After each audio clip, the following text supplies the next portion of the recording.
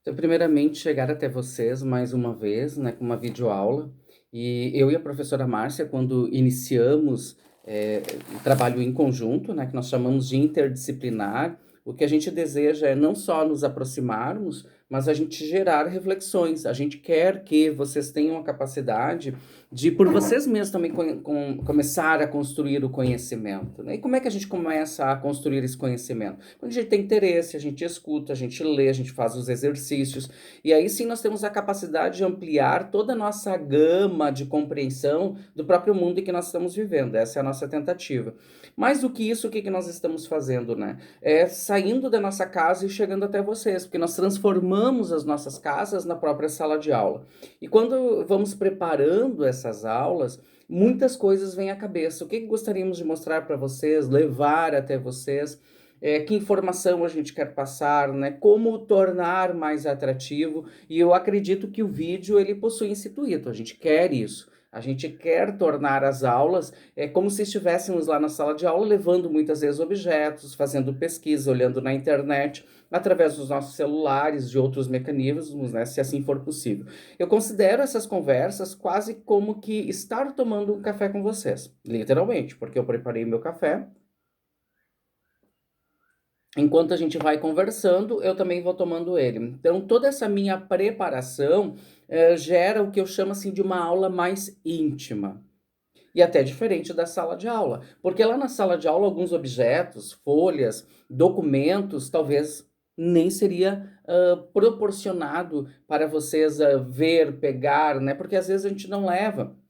Porque tem todo um cuidado, todo um sentimento. Eu tenho um sentimento muito forte com tudo aquilo que eu recebo e ganho. E eu começo a pensar, né? Mas e como a gente olha para esse mundo e as suas transformações? Como é que a gente consegue compreender ele, né? Estamos aí dando uma olhadinha na Primeira Guerra Mundial. Talvez a gente não vá conseguir aprofundar como gostaríamos tudo, até porque o tempo está correndo. Queremos passar ainda a Segunda Guerra Mundial, a Guerra Fria, e gostaria muito de entrar no assunto sobre que ocorreu aqui no Brasil, que é extremamente importante, que é o golpe militar. A gente não pode terminar o ano sem ouvir falar sobre isso e principalmente gerar uma reflexão referente a esse assunto. Então notem que são bastante coisas ainda pela frente e a gente vai conseguir, né?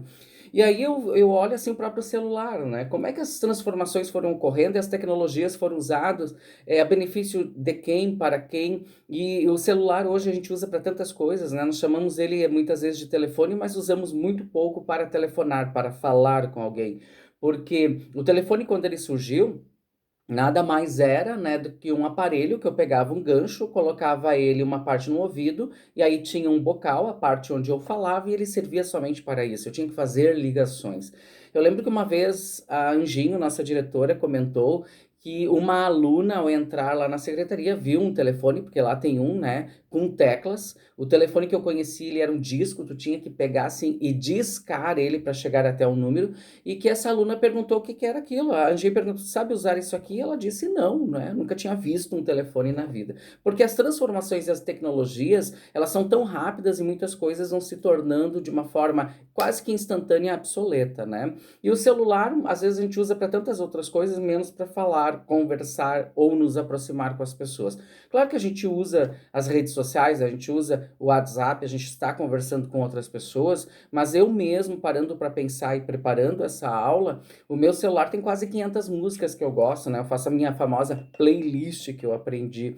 Mas eu, quando comecei a escutar música, né? E até trouxe aqui a capa desse disco, esse disco aqui em casa, eu posso dizer para vocês que mais ou menos umas 40 pessoas já imploraram, inclusive uma pessoa já se ajoelhou pedindo esse disco que eu ganhei de um aluno quando eu trabalhava lá no colégio, na escola Maria Emília. São os Beatles caminhando pela Avenida Abbey Road, né? Hoje é considerada praticamente uma das avenidas mais famosas do mundo devido a este grupo. E aí como é que eu escutava as músicas e como é que eu escuto? Porque eu tenho aqui em casa um aparelho toca-discos e me comprometo na próxima aula, quem sabe, de mostrar ele funcionando, né? Então esse disco aqui, para vocês terem uma ideia, ele tem essa maçã também, a Apple, que acabou ficando muito famosa, né? Porque acabou se tornando ela cortada também uma logomarca deles. Esse é considerado um dos discos mais famosos dos Beatles, né? E aqui tem 24 músicas. Exatamente. Eu disse que no meu celular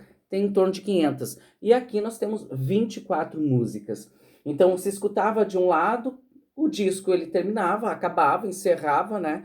Eu tinha que ir lá, erguer a agulha do meu aparelho, isso eu vou mostrar, então vamos ficar para a próxima aula. E aqui do outro lado eu escutava as outras 12 músicas. Era assim que funcionava. Então isso aqui para mim é uma relíquia, né? As pessoas aqui tá o nome, Abbey Road, as pessoas sempre que vêm aqui em casa, e eu tenho amigos que, né, agora no período da pandemia isso já nem é possível, mas que vêm aqui em casa e tem um que sempre diz, se ele chega aqui em casa, ele entra na porta, a primeira coisa que ele pergunta é, vai me vender o disco do Abbey Road dos Beatles? Então são pessoas que muitas vezes estão procurando, porque ele é mais complicado de encontrar, né? Não é tão fácil assim. Mas era assim que eu escutava música. O telefone era para isso. E aí me fez lembrar algumas coisas que a professora Márcia estava colocando em relação à própria América, né? Que vocês estão recebendo mapas e vocês já podem visualizar, e a gente estava falando sobre Cuba, e uma coisa é que Cuba ela se torna então comunista, tá? Com a ascensão do Fidel Castro, que foi um cara muito famoso, que morreu recentemente, o Fidel Castro, em 1959, quando assume Cuba, ele rompe com os Estados Unidos, ele tem uma aproximação com a Rússia, então a União Soviética, e ele declara Cuba como uma ilha de cunho comunista. E aí vai ser interessante nós, quem sabe, pesquisarmos o que vem a ser realmente o comunismo? O que é o socialismo? Né? O que é o capitalismo e a democracia? São coisas que para nós deveriam ser extremamente banais enquanto conhecimento, mas que muitas vezes nas questões políticas a gente não consegue aprofundar, porque nós estamos num período de eleições agora municipais, vamos escolher prefeitos, e vários, né, de partidos diferentes, com pensamentos diferentes, eles estão então colocando seus ideais, né? Mas antes de tudo isso, e aí eu começo a lembrar que Cuba, ele tinha, enquanto ilha e enquanto um pequeno país, não tinha nenhuma influência direta dos Estados Unidos, assim como nós temos.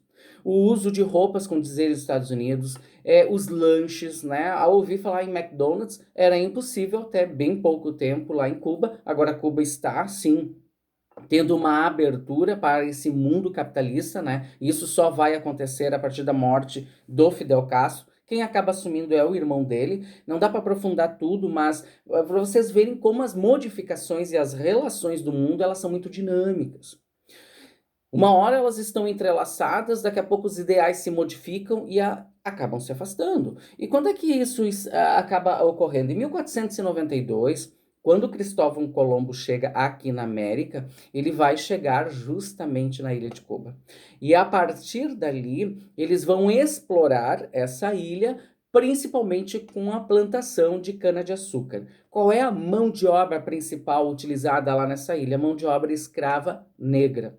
Então nós vamos ter uma ilha que ela é praticamente um celeiro de açúcar para a Europa. E isso vai durar longos anos, né? Até 1898, quando os Estados Unidos, então, vai ter uma guerra, né? Que vai envolver a Espanha, os Estados Unidos sai vencedor, e 3 anos depois, em 1901, vai acabar, então, dando essa liberdade política para Cuba, e a partir dali, Cuba, então, passa a ser aliada dos Estados Unidos, até o ano de 1959.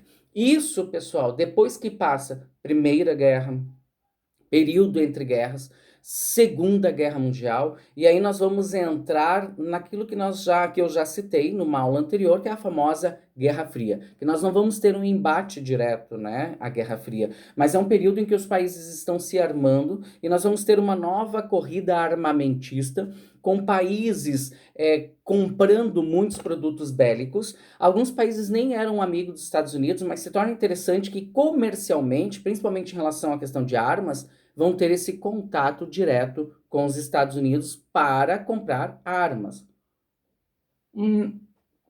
Assim, enquanto eu tomo café, daí eu vou olhando tudo aqui, e é interessante que eu tenho alguns recortes de jornais que eu guardo, que foi de uma pessoa que já faleceu, ele era avô de uma amiga minha, e assim vai. Eu e a professora Márcia, quando conversamos, ela começa a dizer, bah, eu tenho isso também, eu tenho essa pessoa. O próprio Max, né, que fez uma live conosco, conversando com o 8º ano, e nós vamos fazer uma para o 9º ano também, já está em planejamento. ela mesmo vai dizendo, eu tenho esse conhecido, eu tenho esse objeto, e assim a gente vai notando o quanto nós temos de materiais dentro da nossa casa que nós guardamos, e que eu considero algo extremamente importante, não só guardar, mas como manter viva a história enquanto resgate, né? Para a gente saber como as coisas eram. As próprias notícias hoje que são dinâmicas, elas são instantâneas, e ela é muito momentânea, ela é nesse instante, né? Aconteceu alguma coisa lá na China, o vírus está saindo de lá, a gente sabe na hora, a gente consegue acessar os mecanismos através do nosso próprio celular, televisão, noticiário, tudo é muito rápido. Agora, o noticiário, se nós olharmos antes dessa tecnologia, eram sempre os jornais que a gente ainda usa, né? Mas cada vez ele está mais, digamos, diminuindo a sua capacidade de atingir as pessoas enquanto é escrita. Mas as notícias elas chegavam, às vezes um pouco até demoradas, e elas vinham pelo papel impresso. E aí eu tenho aqui uma foto bem interessante, né? E aqui é um encarte de jornal. Esse aqui é do dia 3 de dezembro de 1986. E aí, o que nós estamos vendo aqui? Fidel Castro, né, está entre o povo lá na ilha, acenando para eles, por quê?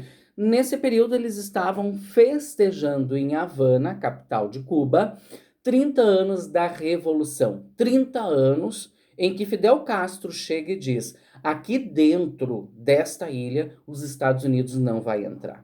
E o incrível é que, se nós olharmos todo o poderio dos Estados Unidos, ele vai, de certa forma, respeitar e não entra, para não gerar uma grande guerra com a União Soviética.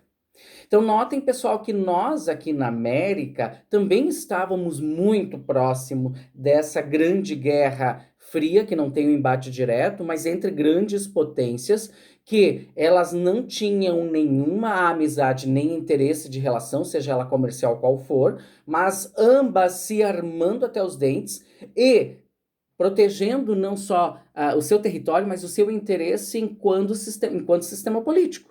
Porque nós vamos ter os Estados Unidos dizendo: nós temos a força, nós temos armas, e aqui nós vamos defender o quê? Democracia através do capitalismo.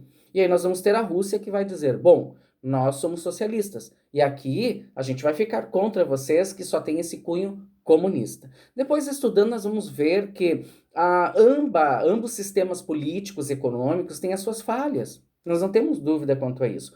Ambos geram pobreza, ambos geram dificuldades, ambos vão trazer questões de avanços tecnológicos e, ao mesmo tempo, até mesmo se fecharem dentro desse conhecimento e dentro desses avanços. Ambos países vão querer ter seu domínio sobre o mundo. E aí são coisas, né, que vão cada vez mais tomando conta de tudo aquilo que nós gostaríamos de ter em primeiro plano, que é a própria paz, né? Aqui eu tenho um outro recorte de jornal, que é de 1986. Há 25 anos atrás, o presidente Kennedy, lá nos Estados Unidos, em relação a essa data, tentou derrubar Fidel Castro do poder. E esse é o presidente que acaba sendo assassinado com um tiro na cabeça. Ele não, então, vai morrer, né? E aí depois vai ter a esposa dele numa cena espetacular e ao mesmo tempo terrível, que ele estava numa parada numa cidade, acaba levando um tiro, e a esposa dele, né, tenta recolher pedaços do cérebro do marido e tenta colocar de volta dentro do crânio, né? E o presidente, então, não tem como ser salvo. Isso aqui quase gerou uma nova crise mundial, mas daí depois nós vamos ver que eram algumas pessoas dentro dos Estados Unidos que eram contra até mesmo esse pensamento enquanto avanço de tecnologia, principalmente em relação a armamentos e domínio sobre outros países. Teríamos que aprofundar muito esse assunto, né? Porque daí eu vou lendo os recortes de jornais que eu tenho, e aí quando eu vou lendo e quando eu vou me dando conta, né, o quanto esses recortes de jornais passam a ser valiosos. Eu posso procurar eles na internet, mas eu tenho ele enquanto folha. Esse aqui é de 1977, o que que ele diz? A corrida armamentista no Oriente Médio. E na aula anterior que eu fiz um vídeo, eu falei que uma das grandes corridas armamentistas inicia em 1888 lá na Alemanha e que vai culminar posteriormente com a Primeira Guerra Mundial. E aqui nós temos um encarte mostrando que o Oriente Médio também está ainda, e até hoje, né, se armando na procura de proteger o seu próprio território. Eu estou trazendo várias informações né? Eu até acredito, pessoal, que ao assistir esse vídeo, teria que assistir uma, duas vezes, porque eu dei muitas pinceladas. Numa sala de aula, vocês teriam perguntas, vocês fariam colocações, a gente estaria gerando esse embate. Então, eu estou tentando, de certa forma, proporcionar uma proximidade enquanto procura de estar dando alguma informação, que dá para ampliar. Vocês podem buscar na internet, vocês podem buscar outras imagens. Hoje nós temos, né, muitos sites mostrando tudo isso que eu estou passando para vocês, né? E aí, pessoal, eu tenho assim, em questão de paz, esse aqui é o encarte de 1975 que fala assim, ó, os bons tempos. Né? Bons tempos que a gente gostaria de ter paz. Mas no Brasil, será que a gente tinha paz em 1975, 1977, vivendo um período de política militar? E aí nós vamos começar a entrar na Segunda Guerra Mundial. Tá?